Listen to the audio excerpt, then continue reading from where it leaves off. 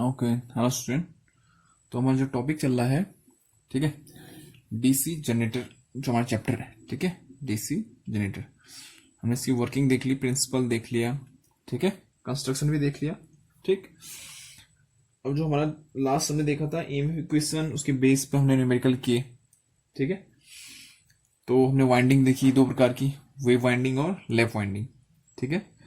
तो नेक्स्ट कुछ important points है जिसके बारे में आपको पता होना चाहिए, ठीक है। फर्स्ट है पोल पिच किसे कहते हैं, ठीक है। इसके बेस पे न्यूमेरिकल भी आते हैं और आपको पता भी होना चाहिए कि होता क्या है, ठीक। तो मान लो आपका एक स्टेटर है, ठीक है, ये एक स्टेटर है, इसमें पोल्स है, ठीक है, ठीक, north pole south pole, north pole south pole, ठीक है। तो किसी भी दो एडजस्टेंट पोल के बीच की दूरी, ठीक है, किसी भी दो एडजस्टेंट, इसके या फिर इसके या इसके मतलब कोई भी दो आपस के, ठीक है, अगल बगल वाले एडजस्टेंट जिसे हम कहते हैं, ठीक है। तो किसी भी दो एडजस्टेंट पोल के बीच की एंगुलर दूरी, ठीक है, ऐसा डिस्टेंस नहीं, सिंपल डिस्टेंस नहीं, एंगुलर दूरी, उसे क्या कहते हैं, पोल किस कहते हैं, पोल पिच कहते हैं, ठीक है। तो अगर पोल पिच अगर आपसे पूछा जाता है तो आप क्या कहोगे, the angular distance between two adjacent pole is called pole pitch, ठीक हो गया।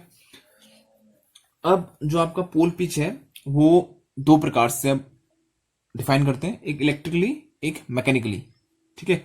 अगर मैं इलेक्ट्रिकली बात करूं, ठीक है, इलेक्ट्रिकली, ठीक है, तो इलेक्ट्रिकली पोल पिच क्या होता है, ऑलवेज 180 डिग्री। वैसे याद रखना कि इलेक्ट्रिकली अगर पोल पिच कहूं, ठीक है, ठीक, तो इलेक्ट्रिकली हमेशा दो पोल के बीच में कितना होगा, एंगुलर दूरी 180 डिग्री होगा, ठीक है, इलेक्ट्रिकली अगर बात करूं। और मैकेनिकली अगर बात करूं, मैकेनिकली, ठीक है, मैकेनिकली अगर बात करता हूं तो जो पोल पिच होता है वो क्या होता है, 360 अपॉन में नंबर ऑफ पोल्स, यहां पर पोल्स कितने हैं, 4 पोल है, तो 360 अपॉन 4, ठीक है। तो 4 9 36, 4 जो 90 डिग्री, ठीक है। तो अगर मैं बात करता हूं इलेक्ट्रिकली तो पोल पिच क्या आएगा, 180 डिग्री, ठीक है। और मैकेनिकली अगर बात करूं तो डिपेंड करता है नंबर ऑफ पोल्स पे, ठीक हो गया। तो ये आपका पोल पिच है इलेक्ट्रिकली और मैकेनिकली। तो इन दोनों से इलेक्ट्रिकली और मैकेनिकली जो पोल पिच होता है, इन्हीं की वजह से एक रिलेशन निकलता है कि electrical degree is equal to P/2 mechanical degree, ठीक है। ये इलेक्ट्रिकल कोण है, ये मैकेनिकल कोण है, तो ये रिलेशन हमेशा याद रखना, इससे न्यूमेरिकल बहुत आते हैं कि इलेक्ट्रिकल कोण बराबर पोल बट्टे 2 या P/2 मल्टीप्लाई मैकेनिकल डिग्री या मैकेनिकल कोण, ठीक है। ये मैकेनिकल डिग्री मतलब मैकेनिकल कोण है, ठीक है, ये इलेक्ट्रिकल कोण है, ठीक है। तो यहां पर आपको इलेक्ट्रिकल एंगल दिया होगा तो आपको मैकेनिकल एंगल पूछ सकता है, ठीक है। आपको एग्जाम में बोला जाएगा कि दो पोलों के बीच में जो इलेक्ट्रिकल एंगल है वो कितना है, 180 डिग्री या कुछ भी दे सकता है, ठीक है। या फिर मैकेनिकल दिया होगा कि मैकेनिकली दोनों के बीच में कितना कोण है, तो आपको इलेक्ट्रिकली पूछेगा, ठीक हो गया। तो ये आपका पोल पिच है, ठीक है। इलेक्ट्रिकली कितना होता है पोल पिच, 180 डिग्री, और अगर मैकेनिकली निकालना चाहो तो फिर फॉर्मूले से निकलता है 360 अपॉन नंबर ऑफ पोल्स, ठीक है। और डेफिनेशन के हिसाब से अगर हम बोले तो the angular distance between two adjacent pole is known as pole pitch, ठीक है। तो दो पोल के बीच में जो एंगुलर डिस्टेंस होती है वो क्या कहलाती है, पोल पिच कहलाती है, ठीक है। अगर हम नंबर ऑफ कंडक्टर्स के बेस पे डिफाइन करें पोल पिच को, ठीक है, मान लो ये आपका आर्मेचर है, ठीक है, ठीक हो गया।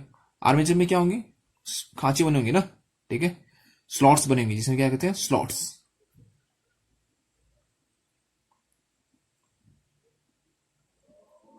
ठीक, ये क्या है, खांचे हैं। तो अगर हम पोल पिच को नंबर ऑफ कंडक्टर के बेस में, कि पोल पिच को आप कैसे डिफाइन करोगे, एज ए कंडक्टर के बेस में, ठीक है। तो पोल पिच क्या होता है आपका, पोल पिच, ठीक है। एक फॉर्मूला तो वो हो गया कि angular distance between two adjacent pole, मतलब इन दोनों के बीच में जो एंगुलर डिस्टेंस होगा उसे क्या कहते हैं, पोल पिच कहते हैं। अगर आपको कंडक्टर्स के फॉर्म में पूछा जाए तो पोल पिच क्या होता है, pole pitch is equal to number of conductors divided by या ratio of number of conductors बट्टे नंबर ऑफ पोल्स, मतलब जितने पोल होंगे और जितने आपके पास कंडक्टर होंगे उनका जो रेशियो होगा वो क्या कहलाता है, पोल पिच कहलाता है। ठीक है, in terms of conductor, in terms of conductor, चालक के टर्म्स में। ठीक है, जो ये पोल पिच निकलेगा किस टर्म में निकलेगा, कंडक्टर के फॉर्म में निकलेगा। ठीक है, कि मान लो अगर आपके पास 32 कंडक्टर्स है, ठीक है, 32 कंडक्टर से मान लो यहां पर 32 कंडक्टर्स मान ले रहा हूं। ठीक है, और नंबर ऑफ पोल कितने हैं, 4 है। ठीक है, तो 4 8 जा 32, तो पोल पिच क्या आएगा, 8 कंडक्टर्स, 8 कंडक्टर्स। ठीक है, तो पोल पिच निकाला है हमने, लेकिन किस फॉर्म में निकाला है, कंडक्टर्स के फॉर्म में निकाला है। ठीक हो गया, तो ये आपका क्या हो गया, पोल पिच। ठीक है, चलो एग्जाम्पल कर लेते हैं एक। ठीक है, इसी के बेस में, क्योंकि छोटे छोटे न्यूमेरिकल आपको आ सकते हैं। ठीक है, कंसीडर बोला है कि एक क्या है, 4 पोल, ठीक है, डीसी जनरेटर की बात कर रहे हैं, ध्यान से देखना, 4 पोल डीसी जनरेटर, कितने स्लॉट्स है, 12 स्लॉट्स इन इट, उसमें 12 स्लॉट्स है। ठीक है, और 2 कंडक्टर हैं एक स्लॉट में, 2 कंडक्टर पर स्लॉट्स। ठीक है, 4 पोल का डीसी जनरेटर है, 12 स्लॉट्स है उसमें, और 2 कंडक्टर एक स्लॉट में है। तो आपको पोल पिच निकालना है, पोल पिच निकालने को कह रहा है। ठीक है, तो अगर मैकेनिकली अगर बात करूं ना पोल पिच की, मैकेनिकली, तो मैकेनिकल पोल पिच क्या होगा, मैकेनिकल पोल पिच फॉर्मूला लिखाया था मैंने, मैकेनिकल पोल पिच निकाला था, कितना आएगा, मैकेनिकल पोल पिच बराबर कितना होता है, 360 upon number of poles, poles कितना है 4, तो कितना आ गया 90 डिग्री। ठीक है, अब इलेक्ट्रिकली पूछा आपसे, वैसे तो 180 डिग्री होता है, देखो फिर आता नहीं आता 180। ठीक है, वैसे आपका नहीं भी निकालोगे तो नॉर्मली क्या होता है, 180 डिग्री ही होता है, चाहे कितने भी पोल हो। ठीक है, तो देख लो फिर इस इक्वेशन से निकालते हैं। इलेक्ट्रिकल डिग्री पूछा है, नंबर ऑफ पोल्स कितना है 4/2, और मैकेनिकल डिग्री कितना दे रखा है, देखो मैं इस फॉर्मूले में रख रहा हूं वैल्यूज को। ठीक है, ये निकालना है आपने इलेक्ट्रिकल डिग्री, मैकेनिकल डिग्री आपने निकाल चुके हैं 90 डिग्री, तो ये हो गया 90, 2 2 जा 4, तो ये आ गया 180 डिग्री। ठीक है, तो इलेक्ट्रिकल डिग्री कितना आ गया, 180 डिग्री। ठीक हो गया, अब आपसे पूछा जाएगा कि कंडक्टर्स के उसमें, कि जो पोल पिच है on the terms of conductor, तो पोल पिच इक्वल टू कितना होता है, अभी हमने देखा है नंबर ऑफ कंडक्टर्स। अब कंडक्टर्स कितने हैं, 12 स्लॉट्स हैं और एक स्लॉट्स में 2 कंडक्टर है, तो 12 2 जा 24 कंडक्टर्स हो गया। अपॉन में क्या आएगा, नंबर ऑफ पोल्स, क्योंकि फॉर्मूला क्या होता है, Z/V। ठीक है, नंबर ऑफ पोल्स कितना 4, तो कितना आया फिर पोल पिच 6 कंडक्टर, 4 6 जा 24 ना, तो 6 कंडक्टर्स। ऊपर 24 कैसे आया, स्लॉट्स है 12 और एक स्लॉट में 2 कंडक्टर है, तो टोटल कंडक्टर कितना हो गया 12 × 2। ठीक है, तो 24, तो ये था आपका पोल पिच। ठीक हो गया, तो इलेक्ट्रिकली और मैकेनिकली और on the base of conductors, ये हो गया आपका पोल पिच। ठीक है, अब नेक्स्ट आपका कॉइल पिच। ठीक है, या फिर कॉइल स्पैन जिसे कहते हैं। ठीक है, कॉइल पिच या फिर कॉइल स्पैन। ठीक है, तो इसका फॉर्मूला अगर हम बोले तो क्या कहते हैं, the angular distance between 2 side of coil is called coil pitch. ठीक है, जैसे आपका, अगर मैं आपका जो आर्मेचर स्लॉट्स होता है अगर ऐसे दिखाऊं, ठीक है, 1 2 3 4 5 6, तो अगर एक कॉइल यहां से स्टार्ट हुई मान लो,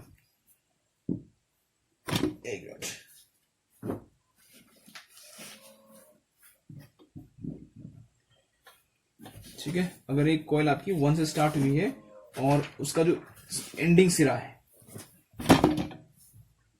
ठीक है, एक कॉइल मान लो आपका यहां से स्टार्ट हुआ है और उसका जो एंड है वो कहां पर हो रहा है, 4 पर हो रहा है।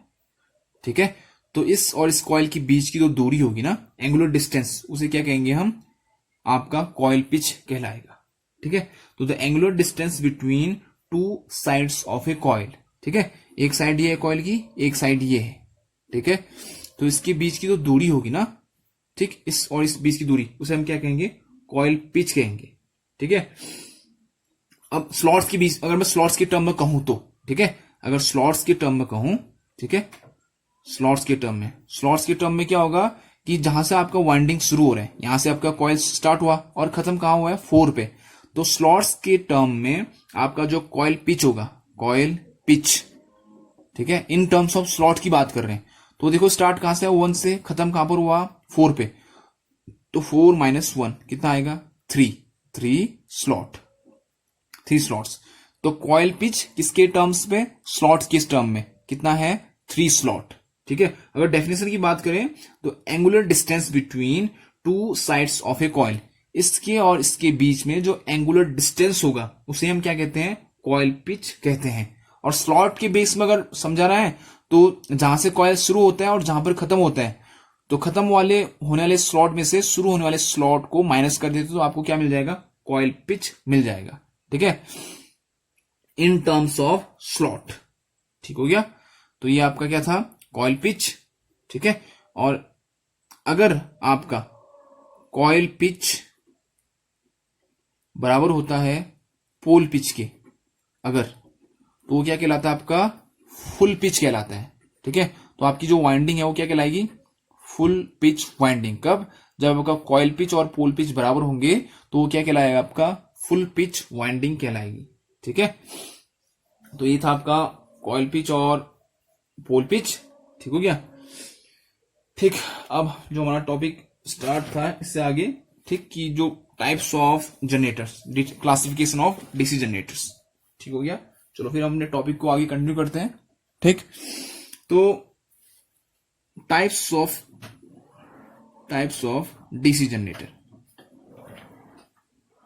ठीक है, अब फर्स्ट है on the basis of prime mover, on the basis of prime mover.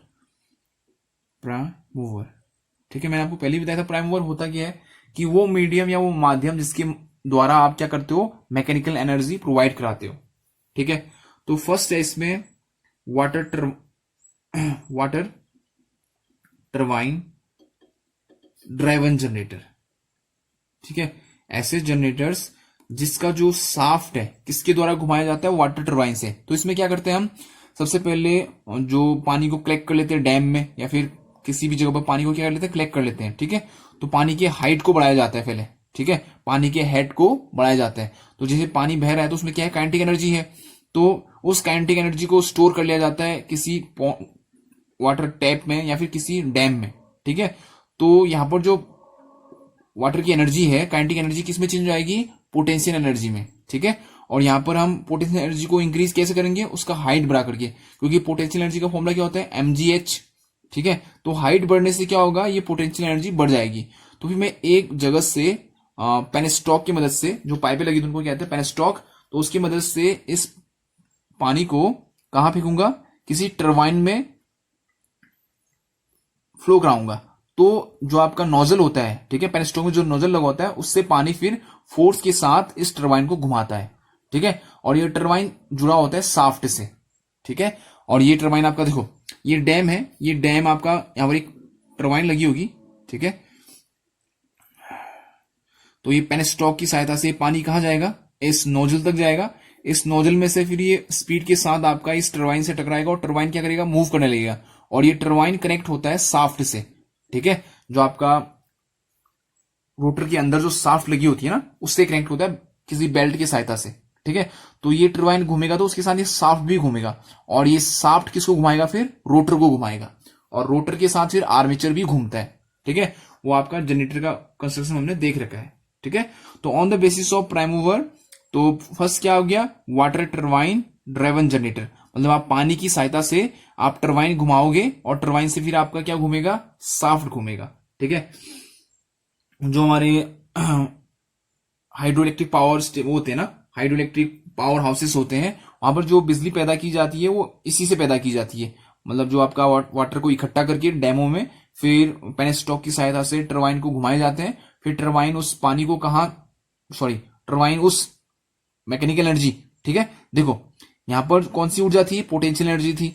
Potential energy को फिर हमने इस पेनस्टॉक की सहायता से फ्लो कराया, तो ये पोटेंशियल एनर्जी फिर से किस में चेंज हो गया, काइनेटिक एनर्जी में। फिर ये काइनेटिक एनर्जी आई और इस टरबाइन को घुमाया, तो क्या मिला यहां पर हमको, मैकेनिकल एनर्जी। अब ये मैकेनिकल एनर्जी किसको दिया जाएगा, फिर जनरेटर्स को दिया जाएगा। ठीक है, और जनरेटर उस मैकेनिकल एनर्जी को किस में कन्वर्ट करेगा, विद्युत ऊर्जा में कन्वर्ट करेगा। ठीक है, दूसरा है स्टीम टरबाइन, सेम वही है। इसमें हम क्या करते हैं, स्टीम प्रोड्यूस करते हैं। ठीक है, कोयल को जलाने से स्टीम पैदा की जाती है और वो स्टीम क्या करता है, टरबाइन को घुमाता है। ठीक है, यहां पानी घुमा रहा था, यहां कौन घुमाएगा, स्टीम, भाप घुमाएगा। तो उसमें हम क्या करते हैं, पहले किसी जगह पर कोयले को छोटे छोटे टुकड़े कर लिए जाते हैं, फिर उससे हम पानी को गर्म करते हैं बॉयलर में। ठीक है, फिर बॉयलर से वो जो स्टीम है, ठीक है, वो स्टीम फिर कहां जाता है, सुपर हीटर से होते हुए, ठीक है, वो जाता है फिर सीधे किसके पास, टरबाइन के पास। तो टरबाइन किससे घूमती है, स्टीम के फ्लो से। ठीक है, स्टीम के प्रेशर से आपका क्या घूमेगा, टरबाइन घूमेगा। ठीक है, तो हम स्टीम की मदद से टरबाइन घुमा रहे हैं, यहां हम पानी की वजह से टरबाइन घुमा रहे थे। यहां दोनों जगह टरबाइन ही होगा। ठीक है, दोनों जगह टरबाइन होगा। यहां हम भाप की वजह से घुमाएंगे, यहां हम पानी के फोर्स से घुमाते हैं, यहां किससे, भाप के फोर्स से। ठीक है, तो हो गया आपका स्टीम टरबाइन जनरेटर। ठीक है, फिर आता है डीजल इंजन। ठीक, तीसरा क्या है, डीजल इंजन। डीजल इंजन, ठीक है, इसमें क्या होता है कि डीजल इंजन को हम एक जगह डीजल इंजन को स्टार्ट करते हैं। ठीक है, डीजल इंजन हमें क्या देता है, यांत्रिक ऊर्जा प्रदान करता है। ठीक है, देखो हम क्या करेंगे, ये आपका डीजल इंजन है। ठीक है, ये आपका डीजल इंजन है, ठीक मान लो, और ये कनेक्ट होगा आपका, इससे एक बेल्ट कनेक्ट होगा यहां पर रखे हुए साफ्ट से। ठीक है, तो डीजल इंजन हम जब स्टार्ट करेंगे तो यहां पर इसका जो व्हील होगा, ठीक है, वो कनेक्ट होगा बेल्ट की सहायता से यहां पर रखे हुए साफ्ट से। तो जब डीजल इंजन रोटेट करेगा, ठीक है, जब डीजल इंजन स्टार्ट होगा तो डीजल इंजन अपने साथ किसको घुमाएगा, यहां पर रखे हुए साफ्ट को भी घुमाएगा। ठीक है, पहले हमने किसको स्टार्ट करना है, डीजल इंजन को स्टार्ट करना है। जैसे आपके शादियों में देखा होगा आपने, जो जनरेटर होता है उसमें क्या होता है, डीजल इंजन ही लगा होता है। ठीक है, तो हम डीजल इंजन से पहले उसको स्टार्ट करते हैं, डीजल इंजन को। तो डीजल इंजन फिर एक बेल्ट से उस साफ्ट से कनेक्ट होता है वो इंजन। ठीक है, तो जब इंजन घूमता है तो अपने साथ उस बेल्ट की सहायता से वो साफ्ट भी घूमता है, और वो साफ्ट किसको घुमाता है, रोटर को। और रोटर के साथ क्या लगा होता है, फिर आर्मेचर, आर्मेचर भी फिर घूमने लगता है। ठीक है, और आर्मेचर में रखे हुए जो चालक हैं वो चुंबकीय क्षेत्र को काटते हैं और आपको विद्युत ऊर्जा प्रदान करते हैं। ठीक है, तो ये on the basis of prime mover, ठीक है, कि किस माध्यम से आप यांत्रिक ऊर्जा प्रदान कर रहे हो। ठीक है, वाटर टरबाइन की सहायता से, स्टीम टरबाइन के हिसाब से, या फिर डीजल इंजन के द्वारा।